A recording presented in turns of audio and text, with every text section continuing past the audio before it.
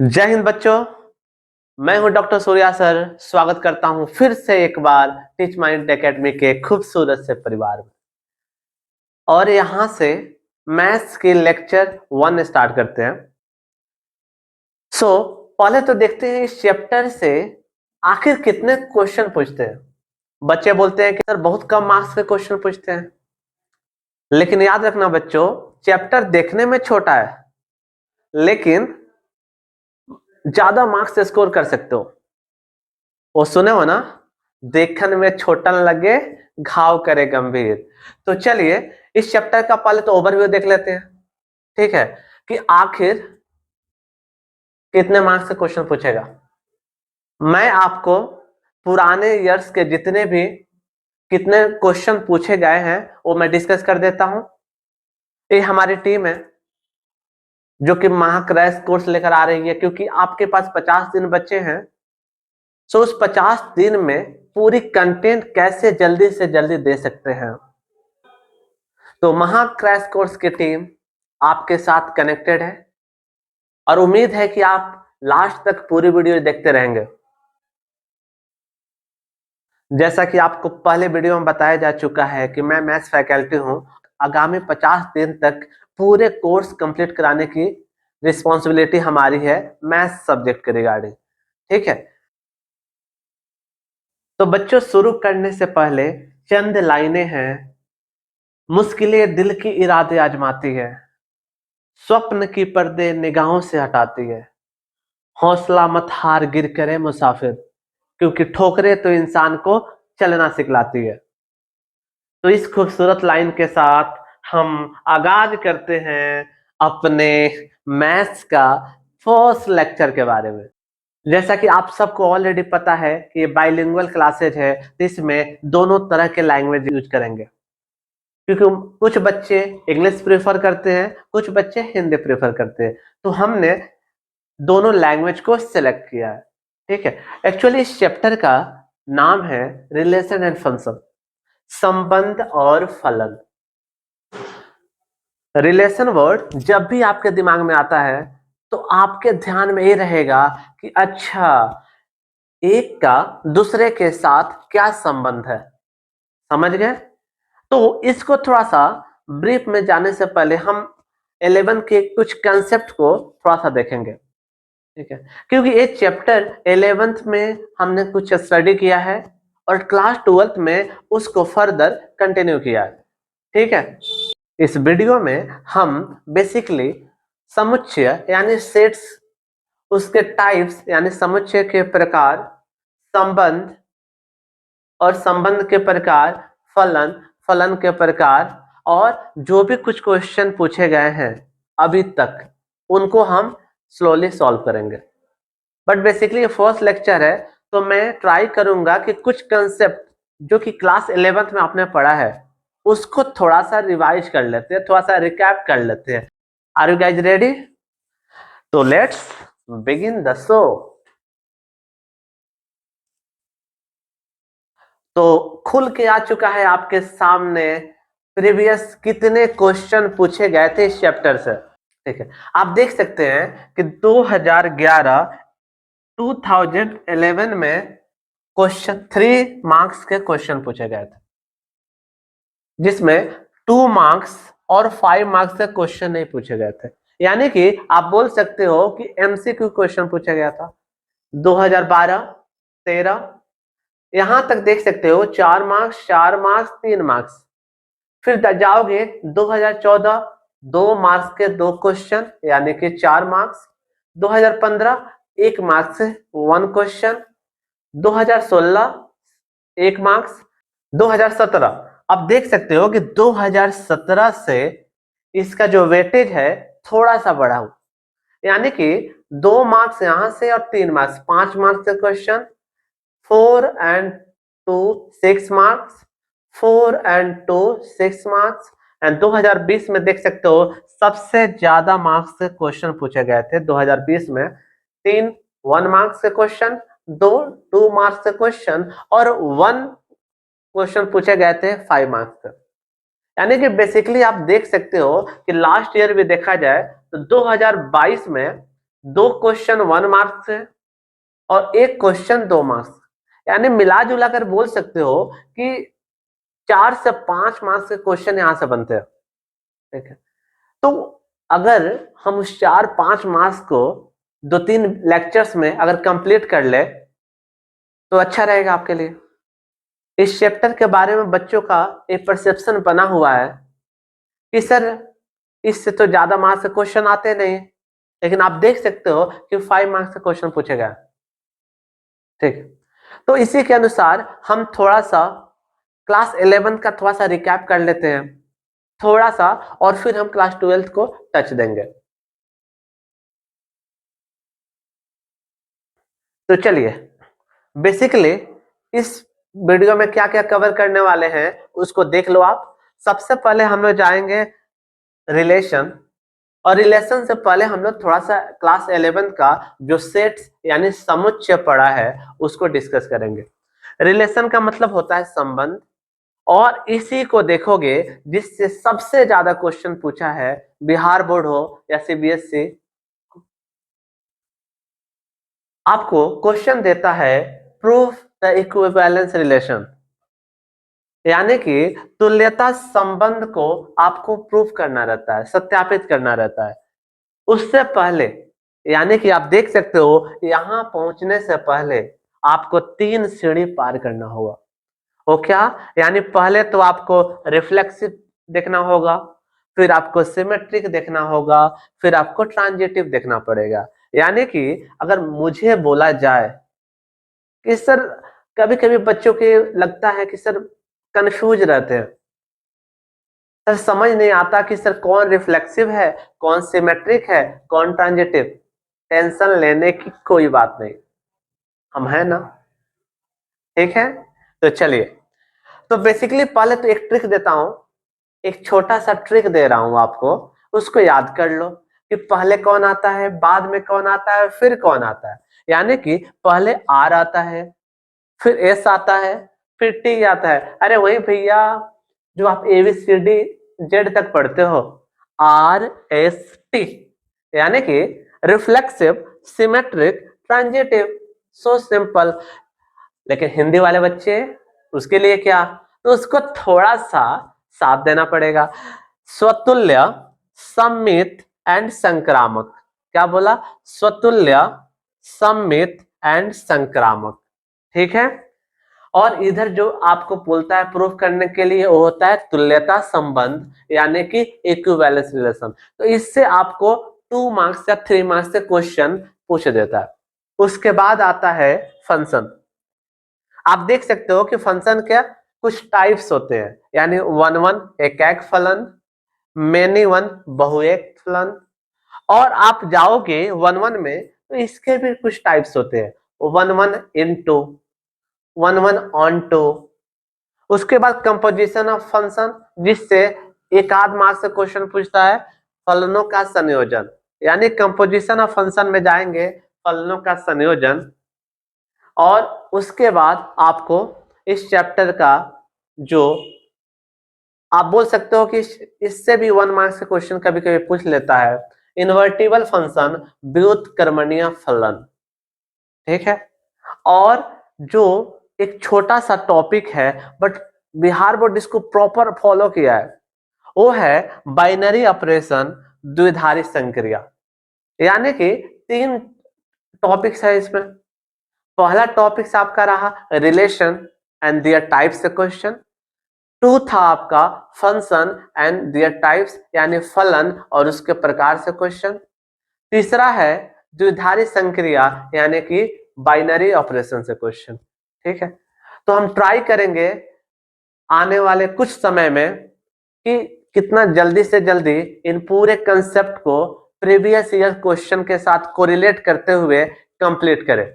ठीक है, तो आपके समय को बर्बाद न करते हुए पहले चलते हैं क्लास 11 के कुछ कंसेप्ट के बारे में। ठीक है, तो चलिए, आपने क्लास 11th में पढ़ा था सेट, यानी कि समुच्चय। जब भी एक सेट वर्ड्स आता है, आपने कहीं सुना होगा, घर में सुना होगा, किचन सेट, बर्तन का सेट, जूतों का सेट, कपड़ों का सेट। लेकिन भाई है क्या सेट? और कुछ बच्चे बोलते हैं सर मैथ्स, सर अपने लाइफ में क्या यूज है? भैया यही तो है। अब उसको मैं कोरिलेट करूंगा आपके चैप्टर से। तो चलिए स्वागत किया जाए आपका पहले फोटो से। तो पहला फोटो आपके सामने आ चुका है। ये क्या है? ये है क्राउड, यानी भीड़।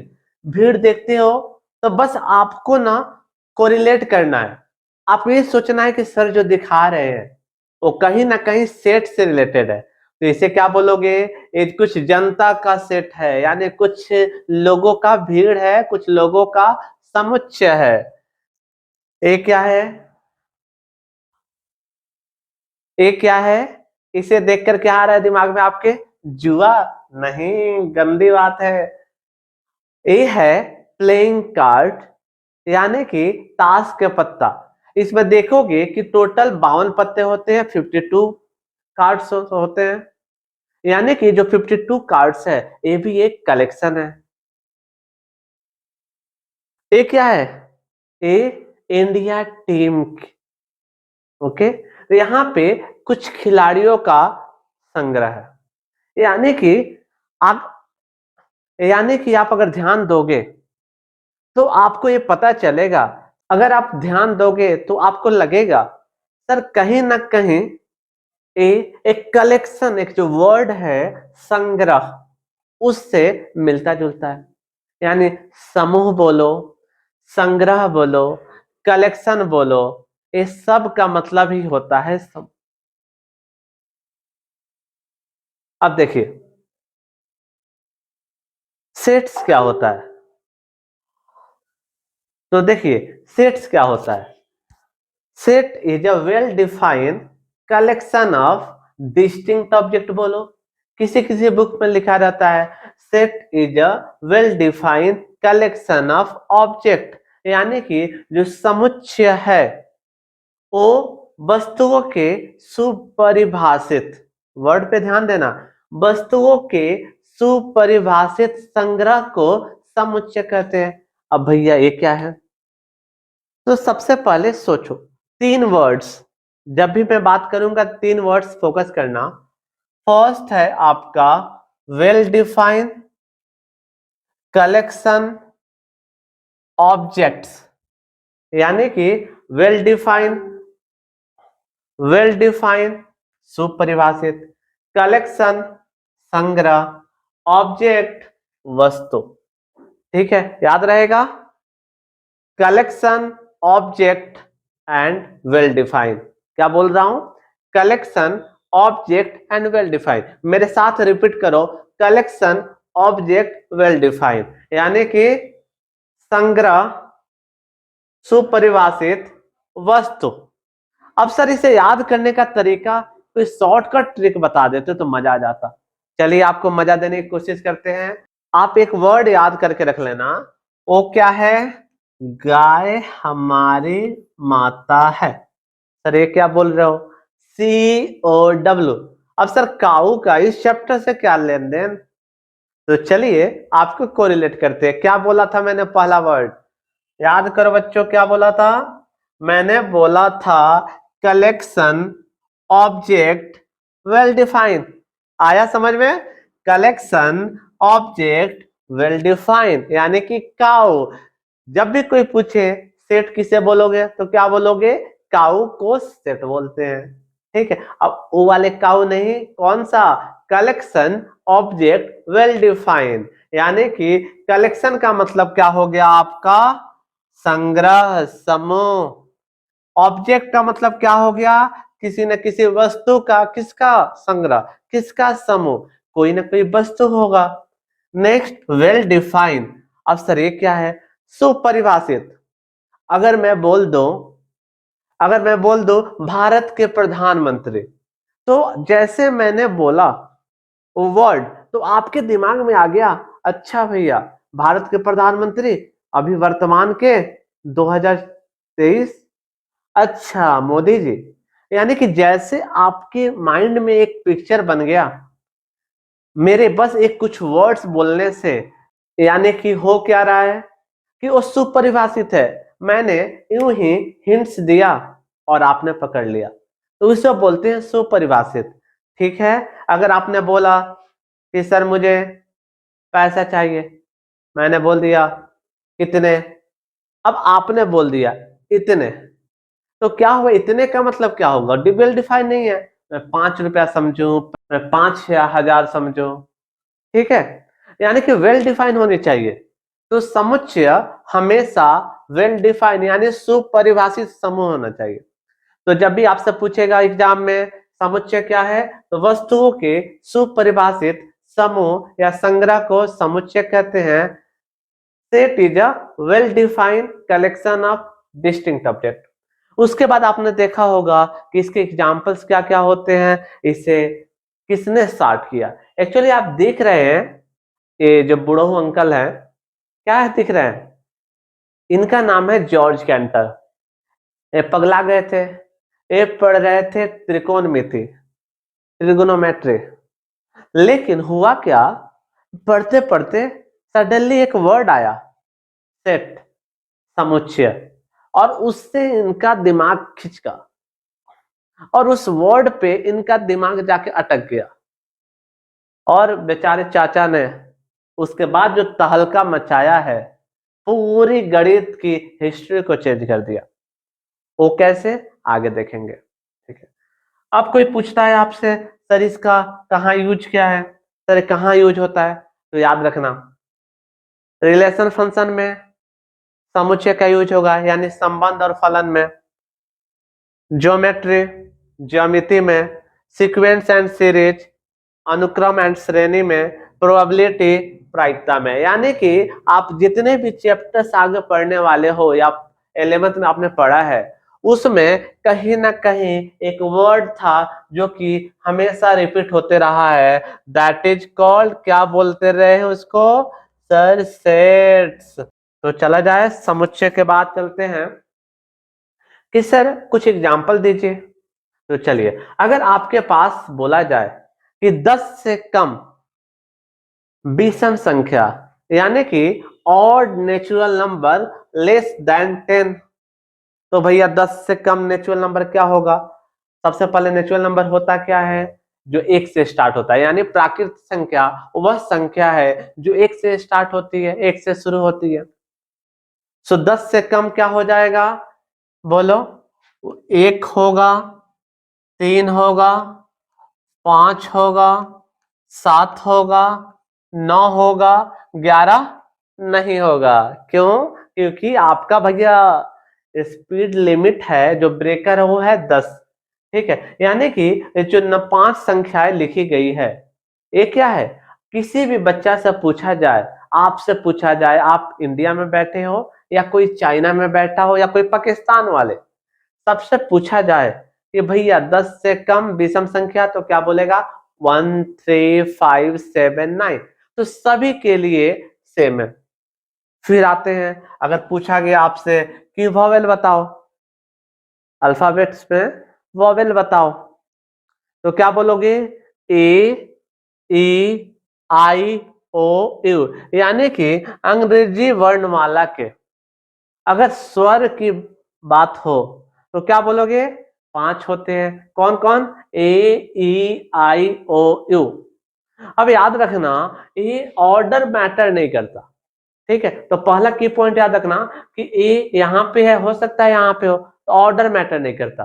ठीक है, अब आती है कि सेट को लिखा कैसे जाता है। सेट को हमेशा ब्रैकेट में लिखा जाता है, सेट को कैपिटल लेटर में रिप्रेजेंट किया जाता है, सेट के अंदर के सदस्य को अवयव बोलते हैं, एलिमेंट्स बोलते हैं। जैसे कि अगर इसे लिखना था तो कैसे लिख सकते हैं, मान लेते आप पी कोई सेट है और क्या दिया है, ए ई आई ओ यू, ये हो गया आपका सेट।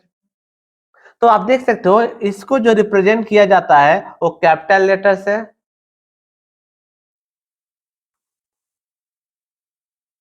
इनको लिखा जाता है ब्रैकेट में, और अंदर जो लिखे गए हैं इनको बोला जाता है सदस्य, अवयव या एलिमेंट्स। क्या बोला जाता है, सदस्य या एलिमेंट्स। ठीक है, फिर उसके बाद आते हैं कुछ फैक्ट्स जो कि शायद आपको पता है कि सर शायद ये समुच्चय है यानी सेट है, बट आप गलती करते हो। वो क्या है? आई ना हंसी? तो देख लीजिए भैया, क्वेश्चन देखिए, थोड़ा ध्यान से पढ़िए क्या लिखा है। भारत की खूबसूरत अभिनेत्रियों का संग्रह। अब भैया मेरी गलती नहीं है, इसे मैंने नहीं रखा है, ये हमारे कंप्यूटर महाशय ने रखा है। अब वो इसके जिम्मेदारी लेंगे। अगर उनको ये इस अभिनेत्री अच्छी लगती हैं, उन्होंने लगा दिया कि भैया इंडिया की खूबसूरत अभिनेत्रियां ये हैं। लेकिन क्या ये फिक्स है क्या? नहीं ना। हो सकता है मैं 90s की एक्ट्रेस के बारे में सोचूं, हो सकता है आप लोग भोजपुरी में किसी एक्ट्रेस के बारे में सोचोगे। तो ये चेंज होते रहता है। यानी कि कोई बच्चा आकर बोलेगा कि सर ये भी सेट है, ये भी समुच्चय है, तो क्या हो जाएगा? गलत। इसको करेंगे खल्लास। नेक्स्ट चलेंगे। अब नेक्स्ट आता है भैया, याद है ना थ्री इडियट्स? तो देख लो, थ्री इडियट्स एंड दंगल भी आ चुके हैं, लेकिन क्वेश्चन क्या है कि sir collection of best movies in India, क्या भारत की सर्वश्रेष्ठ फिल्मों का संग्रह समुच्चय है या नहीं है? तो क्या होगा आंसर? नहीं है। क्यों? एक कंप्यूटर बाबा का आंसर है। आपका आंसर और मेरा आंसर और पूरी दुनिया का आंसर इससे अलग हो सकती है। तो इतना समझ में आया कि अगर मेरी विचार आपके विचार से मिल रहा है, अगर मेरा आंसर, मेरा उत्तर आपके आंसर से मैच कर रहा है, तो उसे क्या बोलेंगे? उसे समुच्चय बोलेंगे। सिंपली आप क्या करना कि सोचना, आप किसी क्लासरूम में बैठे हो, चारों तरफ 100 बच्चे हैं और आप जो सोच रहे हो वो पूरी क्लासरूम वही सोच रही है, तो क्या होगा? वो होगा समुच्चय। जैसे कि मैं एक लेटर बोल रहा हूं, अगर मैं बोलूं कि आप कोई नाम सोचो जो कि एस से स्टार्ट होता है, तो क्या बोलोगे? सारा अली खान, संजय दत्त, सुनील शेट्टी, सलमान खान, शाहरुख खान या सूर्या सर। ओके, तो आपने एस से जो भी सोचा, कुछ बच्चा बोलेगा सर मैं कुछ और सोच रहा था। तो नहीं, बदमाशी नहीं, बदमाशी नहीं चलेगी आपकी। तो चलिए, अब आते हैं कुछ टाइप्स जो ऑलरेडी आपने 11th से पढ़ा है। तो मैं ज्यादा टाइम नहीं लूंगा, मैं इसको ट्राई करूंगा कि जल्दी से जल्दी इसके बारे में थोड़ा सा ओवरव्यू देने के बाद कंप्लीट किया जाए। वो क्या है? सिंगलटन सेट, यानी कि एकल समुच्चय, यानी कि वैसा समुच्चय जिसके अंदर ब्रैकेट में केवल एक ही सदस्य है। जैसे मैं एक एग्जांपल ले लूं, आपके सामने एक उदाहरण है कि सिंगलटन सेट क्या होता है। जैसे मैं अकेला आपके सामने खड़ा हूं, तो क्या हूं? सिंगलटन। ठीक है, कुछ बच्चे बोलते हैं सर मैं सिंगल हूं। भैया सिंगल ही सिंगलटन है। ओके, तो आप यहाँ अगर मान लिया एक कोई सेट है, कोई समुच्चय है, और इसके अंदर जो सदस्य है वो क्या है? वो आपने 1 लिखा, तो इसे बोलेगा सिंगलटन सेट। ठीक है। नेक्स्ट, ये छोटे छोटे कंसेप्ट है जो ऑलरेडी आपको पता है, तो मैं इसको समराइज कर रहा हूं। रिक्त समुच्चय यानी कि एम्प्टी सेट, ये क्या होता है? यानी कि ऐसा सेट जिसके अंदर कोई एलिमेंट्स ही नहीं हो। सर ये कैसे पॉसिबल है? चलो देखते हैं। आपसे बोल दिया गया ऐसे प्राकृत संख्या बताओ, ऐसे नेचुरल नंबर बताओ जो 3 से बड़ा हो और 4 से छोटा हो। यानी आपको बताना है कि ऐसी संख्या जो 3 से बड़ा हो और 4 से छोटा हो, तो क्या होगा? कोई बच्चा बोलेगा सर 3.5, 3.5, 3.7। नो, क्योंकि नेचुरल नंबर क्या होता है? डेसिमल में होता है? नहीं, आपको 3 के बाद 4 है नेचुरल नंबर, यानी कि ये क्या हो जाएगा? ये हो जाएगा रिक्त समुच्चय। तो ये सब चीजें आप 11th में ऑलरेडी कवर कर चुके हो, तो आगे बढ़ते हैं। फिर आता है फाइनाइट सेट। फाइनाइट सेट का मतलब क्या हुआ?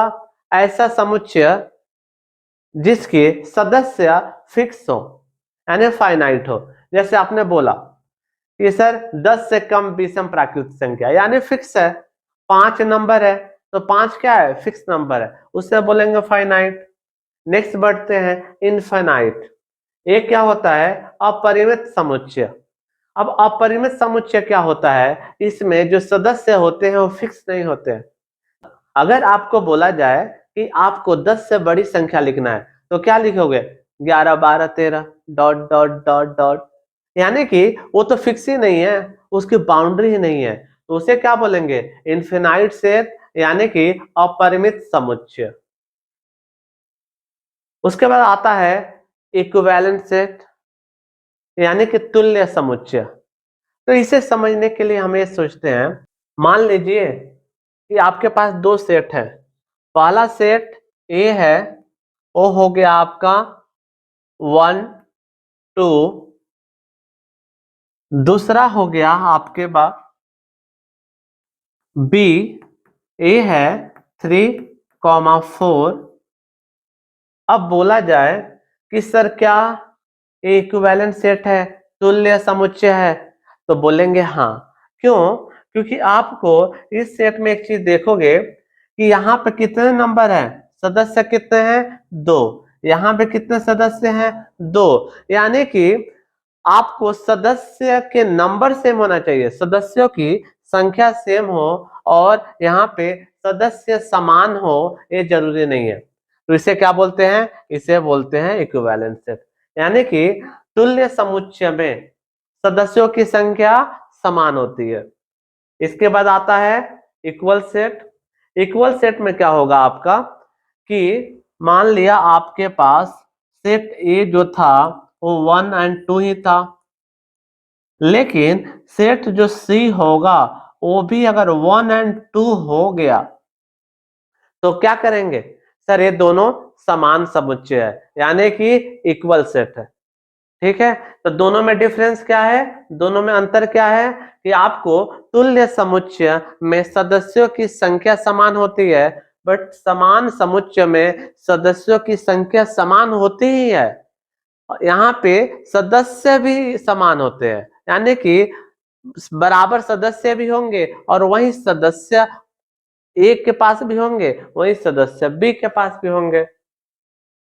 उसके बाद आता है यूनिवर्सल सेट, यानी कि सार्वत्रिक समुच्चय, और ये बहुत इंपॉर्टेंट है क्योंकि यहां तक आपने जो भी कंसेप्ट पढ़ा वो क्लास 11th में कहीं ना कहीं रिपीट हुआ है। अभी देखोगे यहाँ पे आपके पास थाली है, अब थाली में क्या है कि अलग अलग तरह के व्यंजन है, ठीक है, देखकर मुंह में पानी आ गया होगा, है ना।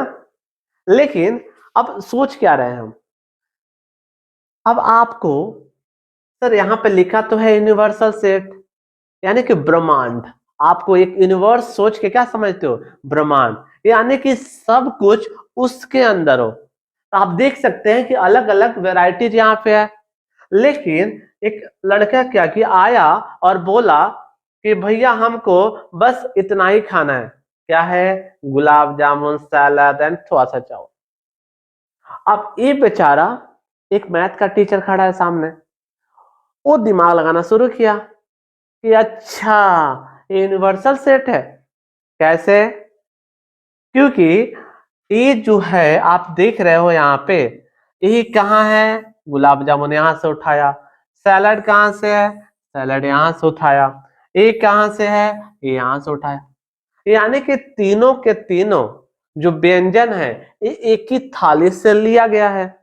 जब ऐसे होता है तो जिससे लिया गया है, यानी कि इस बड़े से थाली को क्या मानते हैं, सार्वत्रिक समुच्चय, यानी कि यूनिवर्सल सेट। क्यों माना गया, क्योंकि आप जितने छोटे छोटे सेट्स होंगे वो सभी इसी से निकले होंगे। ठीक है, तो आगे बढ़ते हैं।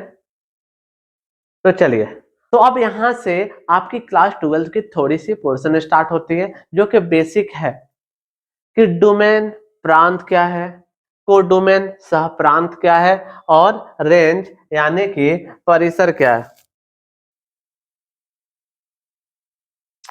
मुस्कुराइए, क्या दिख रहा है, एक्टर, कौन कौन, अनिल कपूर, सलमान खान और ये अपने विक्की भैया यानी विक्की कौशल। आगे ले चलूं आपको, चलिए आपके चेहरे पर मुस्कान लाते हैं। दूसरा देखो कौन है, दीपिका जी, कैटरीना जी, एंड ये है 90s की बेस्ट एक्ट्रेस माधुरी जी। अब क्या करते हैं, इनको सबसे पहले देखते हैं कि सर आप लाए क्यों। ठीक है, तो इसे आपको मैथ के कंसेप्ट को समझाने के लिए मैं इस पिक्चर्स को लाया।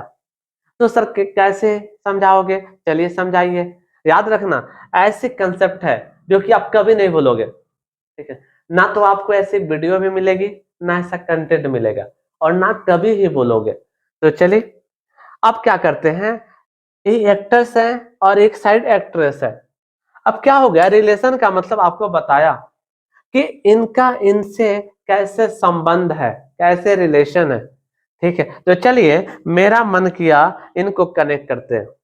अब देखिए यहाँ पे भोलू आता है। भोलू कौन था, वो मेरे क्लास का बच्चा है। वो आता है, वो यहां से कनेक्ट करके इनको कनेक्ट कर दिया, ये इनको कनेक्ट कर दिया। चलो इस कंसेप्ट को समझने के लिए मान लो एक दिन के लिए मैं डायरेक्टर हूं और मुझे मूवी बनानी है। तो मेरे दिमाग में कौन आएगा, एक एक्टर आएगा, एक एक्ट्रेस आएगी। आएगी नहीं, बहुत सारे एक्टर्स आएंगे, बहुत सारे एक्ट्रेस आएंगे, और फिर उसमें से सेलेक्ट करूंगा कि किसको लिया जाए, किसकी जोड़ी हिट रहेगी, कौन थोड़ा सस्ते में आ जाएगा, क्योंकि डायरेक्टर यही सोचते हैं। तो क्या है कि अब आपको क्या करते हैं कि चलिए मैं क्या करता हूं, हीरो लाता हूं कुछ। तो हीरो कौन कौन लेकर आया, ये तीनों, अनिल जी, सलमान जी एंड ये विक्की भैया, इन तीनों को लाया। अब थोड़ा सा मैं सोचा कि थोड़ी सी मूवी की बजट बढ़ाई जाए, तो मैं सोच रहा हूं कि तीनों को तीनों हीरो सेलेक्ट करूं। अभी आया ना मुस्कान। ओके, तो दीपिका पादुकोण, कैटरीना जी एंड ए है माधुरी जी। तो चलिए अब मेरा मन कर रहा है मूवी बनाने का, लेकिन किसके साथ किसको पेयर दिया जाए, यानी कि पेयर के बारे में सोच रहा है। तो चलिए पहले क्या किया, मैंने इनको पेयर बना दिया, अनिल जी के माधुरी जी के साथ, और विक्की कौशल का कैटरीना कैफ के साथ, क्योंकि हाल फिलहाल में आपको पता है इनकी शादी हुई है, तो क्यों अलग करना। तो हमने क्या किया, जोड़ी बनाया। ठीक है, अब बात आती है कि सर आप इस पूरे कंसेप्ट को समझाओ। कौन से कंसेप्ट को, कि सर इसको क्या बोलेंगे, इसको क्या बोलेंगे। ठीक है, तो चलिए आपने कनेक्ट क्या किया था यहां पे। तो सबसे पहले समझते हैं कि आखिर डोमेन क्या है। डोमेन भैया इसको बोलते हैं सेट ए, इसको बोलते हैं सेट बी। तो क्या होगा कि इसके एक सदस्य इसके दूसरे सदस्य से इंटरकनेक्टेड है। क्या है, कनेक्टेड है। जो एरो आप देख रहे हो वो क्या है, कनेक्ट कर रहा है, यानी कि इसका एक सदस्य दूसरे सदस्य से कनेक्ट हो रहा है। इसका इसका भी एक सदस्य दूसरे सदस्य से क्या हुआ, कनेक्ट हो गया। तो क्या बोलेंगे, याद रखना, सेट ए यानी कि एक्टर्स के ग्रुप में से वो एक्टर्स जो कि कनेक्टेड हैं किससे, एक्ट्रेस के ग्रुप से, यानी कि जो सदस्य दूसरे सदस्य से कनेक्टेड रहेंगे उसको क्या बोलेंगे, उसको बोलेंगे प्रांत, यानी कि डोमेन। अब क्या है, नेक्स्ट चलेंगे, क्या है, कोडोमेन। कोडोमेन क्या है, आप देख सकते हो, सह प्रांत बोलते हैं। कोडोमेन को क्या बोलते हैं, सह प्रांत, यानी कि सेट बी के सभी सदस्य। अब बोलो क्या सर इसमें कनेक्टेड होना चाहिए, नहीं होना चाहिए, कनेक्टेड हो या ना हो, सभी सदस्य को एक जगह ले लोगे तो उसे बोलते हैं कोडोमेन, यानी कि सह प्रांत। अब देखते हैं परिसर यानी रेंज। वो क्या होता है, वैसे सदस्य किसके, बी के, यानी कि यहाँ एक्ट्रेस के, जो कि ग्रुप ए यानी कि सेट ए से कनेक्टेड हैं, उसे क्या बोलेंगे, उसे बोलेंगे परिसर। तो इसको फिर से समझा दिया जाए, यहाँ पर देख लो, अनिल कपूर विक्की कौशल कनेक्टेड है, तो इनको क्या लेंगे, इनको लेंगे डोमेन। फिर इधर देखो, कैटरीना कैफ माधुरी दीक्षित कनेक्टेड है, तो इसे क्या बोलेंगे, इसे बोलेंगे परिसर। और मैंने क्या बोला, कोडोमेन यानी सह प्रांत में सभी सदस्य को अगर कलेक्ट करोगे उससे क्या बोलेंगे, उसे बोलेंगे कोडोमेन। ठीक है बच्चों, चलिए आगे बढ़ते हैं। तो मान लो अगर हमें कुछ एग्जाम्पल लेने हैं तो क्या लेंगे, जैसे कि मैंने ले लिया कि भैया एक सेट है 1 2, दूसरा सेट हमने लिया सर ए एंड बी। अब क्या करेंगे, अब मैंने किया कि आप इसका एरो डायग्राम बनाइए। एरो डायग्राम कैसे बनाएंगे, देखिए अभी जो बनाया है आपने, बना लिया। इसके सदस्य क्या है, ए हो गया ए हो गया बी, इसके सदस्य हैं 1 2, इसके सदस्य कौन कौन हो गए, ए बी।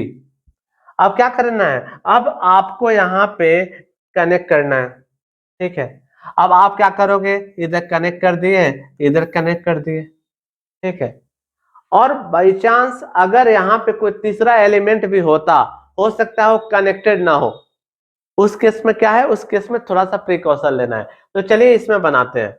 इसमें जाओगे तो क्या बोलोगे, इसको इसको क्या बोलोगे, इसको बोलोगे आप डोमेन। क्यों, क्योंकि डोमेन में क्या है, सभी सदस्य दूसरे से कनेक्टेड है, इसे क्या बोलते हैं, प्रांत। नेक्स्ट चलते हैं, ये क्या है, इसको बोलोगे क्या, कोड डोमेन, यानी कि सह प्रांत। ठीक है, क्या बोलोगे, सह प्रांत। नेक्स्ट है, क्या सर इसे परिसर बोल सकते हैं, रेंज बोल सकते हैं, हाँ बिल्कुल बोल सकते हो। क्यों, क्योंकि ये थोड़ा सा अलग है, ये थोड़ा सा अलग है पहले के केस में, क्योंकि पहले कुछ फ्री एलिमेंट थे, कुछ फ्री के सदस्य थे, यहाँ पे नहीं है। तो यहाँ दोनों कनेक्टेड है तो रेंज है, और सब पूरा सदस्य कितना है, वही दोनों है, तो कोड डोमेन यानी कि सह प्रांत। और ये क्या हो गया, प्रांत। ठीक है, अब आते हैं कार्तीय गुणज। ठीक है, कार्टेशियन प्रोडक्ट। अब यहां से क्वेश्चन हर साल पूछा है, कोई ना कोई क्वेश्चन पूछा, रिपीट किया ही है, तो ये थोड़ा सा इंपॉर्टेंट है। उसी एग्जाम्पल को लेकर आते हैं, एक्ट्रेस एंड एक्टर के समूह को। चलिए अब मैं क्या करता हूं, मैं यहाँ पे कनेक्ट करता हूं। ठीक है, तो यहाँ कनेक्ट किया, तीनों को कनेक्ट किया। तो मान लो कि इनका इनके साथ, इनका संबंध इनके साथ, इनका संबंध भी इनके साथ है।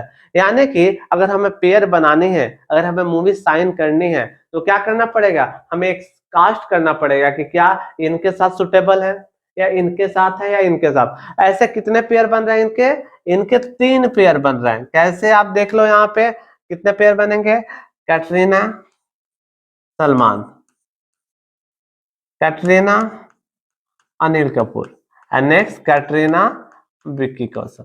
क्या हुआ, 3 बने। नेक्स्ट चलते हैं, नेक्स्ट भी आप देखोगे कि कितने बन रहे हैं, 3 पहले से थे, 3 इनके भी बनेंगे, इनके साथ भी ए बी सी। फिर से देखो, फिर से यहाँ पे इनके साथ भी 3, तो कितने पेयर आ रहे हैं आपके, 3 इनके, 3 इनके, 3 इनके, यानी कि टोटल कितने हो गए, 9। तो एक का 3 के साथ, फिर सेकेंड का 3, फिर थर्ड का 3, टोटल अपने पास 9 पेयर्स हुए। तो चलिए इन पेयर्स को एक बार देख लेते हैं कि सर कौन कौन सा पेयर था, इनको देख लेते हैं कौन कौन सा पेयर था। तो आप देखो यहाँ पे, तो कैसे आप एक एक कनेक्ट करते जा रहे हो और हम फॉलो करते जा रहे हैं। ठीक है, कैसे आप कनेक्ट कर रहे हो और ये सदस्य बन रहे हैं। तो टोटल जो आपके पेयर बने वो क्या थे, टोटल 9 बने थे, 1 2 3 4 5 6 7 8 9। तो इसको यहाँ पे दिखाया गया, तो इसे बोलते हैं कार्टेशियन प्रोडक्ट, इसे क्या बोलते हैं, कार्तीय गुणज। यानी कि जितने सदस्य, 2 समुच्चय दिए गए हैं, उन समुच्चय के सभी सदस्य को एक पेयर में बनाइए और उसे क्या बोलते हैं, उसे समुच्चय बोलते हैं। ठीक है, तो चलिए देख लेते हैं। तो कार्टेशियन प्रोडक्ट अगर आए एग्जाम में तो क्या बोलोगे, it is a set of all ordered pair of elements from 2 और मोर देन 2 गिवन सेट्स। यानी क्या बोला मैंने, या दो से अधिक समुच्चयों के सभी क्रमित युग्मों का एक समुच्चय। यानी कि ये क्या है, set of all ordered pair, यानी कि ऑर्डर्ड का मतलब क्या हुआ कि पहले आपके अगर x के सदस्य हैं और फिर आपके y के सदस्य हैं, माना कि जो a है वो क्या है, x का सदस्य है और b है y का सदस्य है, तो पहले आपको a लिखना है फिर आपको b लिखना है। क्यों? क्योंकि इसमें बोला गया ऑर्डर्ड पेयर। ऑर्डर्ड पेयर का मतलब क्या होता है, देखते हो कि छोटे बच्चे बड़े कैसे खड़ा रहते हैं, पहले छोटा रहता है फिर बड़ा रहता है फिर उसके बाद बड़ा रहता है, तो आपको ऑर्डर फॉलो करने हैं। अब आते हैं रिलेशन, संबंध। एक्चुअली ये भी कार्टेशियन प्रोडक्ट का ही पार्ट है, ठीक है। यानी कि जब आप कार्टेशियन प्रोडक्ट लिखते हो, कार्तीय गुणज लिखोगे, तो ये क्या है, संबंध भी उसी का पार्ट है, ठीक है। कैसे? तो एक्चुअली इसे डिफाइन किया गया है कि it is the subset of Cartesian product, यानी कि ये उप समुच्चय है कार्तीय गुणज का। अब इसका मतलब आप याद करो, उस थाली में, बड़े से थाली का छोटा छोटे जितने भी व्यंजन थे, जितने भी सामग्री थी, ये भी क्या है, ये भी छोटा सा एक सामग्री है, ठीक है। देख लो, तो मैंने मान लिया कि रिलेशन का मतलब एक कंडीशन आपको होने चाहिए, ठीक है ना, कि मूवी मैंने क्या किया, अब साइन कर लिया, फाइनल डन डील ओके। क्या हुआ, किसको साइन किया, दीपिका जी को सलमान खान के साथ, माधुरी दीक्षित को अनिल कपूर के साथ, कैटरीना कैफ को विकी कौशल के साथ। ये मेरे जोड़ी फाइनल हो गए। जैसे जोड़ी फाइनल किया तो मेरा ये क्या हो गया, ये रिलेशन हो गए। पहले वाले क्या था, जब हम इनके पेयर्स बना रहे थे तो उसे बोलते कार्टेशियन प्रोडक्ट, कार्तीय गुणज। लेकिन जब हमने फाइनल कर दिया, हमने पूरे कंडीशन जो थे उसको फुलफिल कर दिया कि हाँ भैया ये इनके साथ कंफर्टेबल है, वो उनके साथ कंफर्टेबल है, तो यहाँ पे हमने क्या बोल दिया, ये क्या बनाया, हमने एक रिलेशन बिल्डअप किया, ठीक है। लेकिन ये क्या है, या ध्यान रखना, ये आप जो आंसर निकाले हो कार्टेशियन प्रोडक्ट कार्तीय गुणज का, ये भी क्या है, उसी का एक भाग है। तो देख लो यहाँ पे, ए वाला देखो यहाँ पे है, बी यहाँ पे है, सी यहाँ पे है, यानी कि आ गया है ना। यानी सबसे पहले अगर कोई बच्चा रिलेशन पढ़ना चाहता है तो उसे क्या पढ़ना पड़ेगा, उसे आपको कार्टेशियन प्रोडक्ट यानी कार्तीय गुणज पढ़ना पड़ेगा, ठीक है। अब यहाँ से रिलेशन को अगर डिफाइन करना चाहो तो कैसे डिफाइन करोगे, it is the collection of ordered pair containing one object from each set. यानी कि यह क्रमित युग्मों का एक समुच्चय है, यानी दो यहाँ या दो या दो से अधिक सेट्स रहेंगे और ये क्या करेगा, उसी तरह ऑर्डर फॉलो करता है। लेकिन यहाँ पे क्या होता है, यहाँ पे कुछ कंडीशंस होते हैं, ठीक है ना। तो जैसे मैं एक एग्जांपल ले लेता हूं, मान लिया कि अपने पास सेट P है, A and B, set R है 1 एंड 2, ठीक है। अब क्या करेंगे, अब इसका चलते हैं कार्टेशियन निकालने।